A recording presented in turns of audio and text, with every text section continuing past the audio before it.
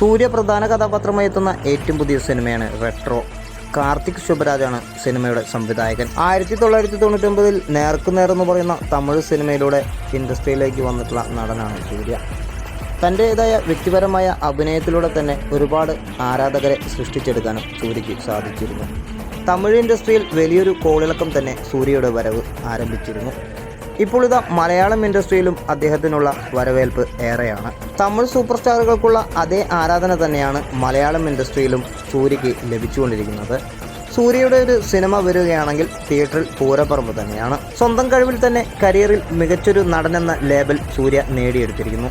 സൂര്യ ചെയ്തിരിക്കുന്ന കഥാപാത്രങ്ങളെല്ലാം തന്നെ മറ്റു നടന്മാർക്ക് ചെയ്യാൻ ബുദ്ധിമുട്ട് തന്നെയാണ്. നടിപ്പിൻ നായകനെന്ന പേര് കൂടി സൂര്യയ്ക്കുണ്ട്. മലയാളം സിനിമ ഇൻഡസ്ട്രിയിലെ രണ്ട് നെടുന്തൂണുകളാണ് മമ്മൂട്ടിയും മോഹൻലാലും. അവാർഡ് കൊടുക്കുന്ന വേദിയിൽ വെച്ച് മമ്മൂട്ടി ഒരു വട്ടം പറയുകയുണ്ടായി, സൂര്യ തമിഴ് നടനല്ല മലയാളികളുടെ നടനാണെന്ന്. ഒപ്പം തന്നെ മോഹൻലാലിൻ്റെ പ്രശംസയും.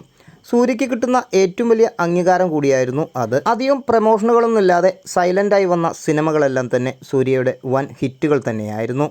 100 ദിവസത്തിലധികം തിയേറ്ററുകളിൽ കളിച്ച ചരിത്രം കൂടി മലയാളം ഇൻഡസ്ട്രിയിൽ സൂര്യയ്ക്കുണ്ട്. ഇപ്പോൾ ഇതാ സൂര്യയുടെ ഏറ്റവും പുതിയ സിനിമ വന്നത് കങ്കുവയായിരുന്നു.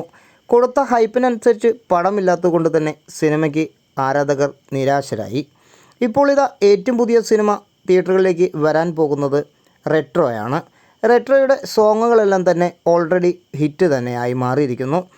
ഇൻസ്റ്റാഗ്രാമിൽ ഏറ്റവും ടോപ്പ് ലിസ്റ്റിൽ നിൽക്കുന്നതും റെട്രോയിലെ സോങ് തന്നെയാണ്.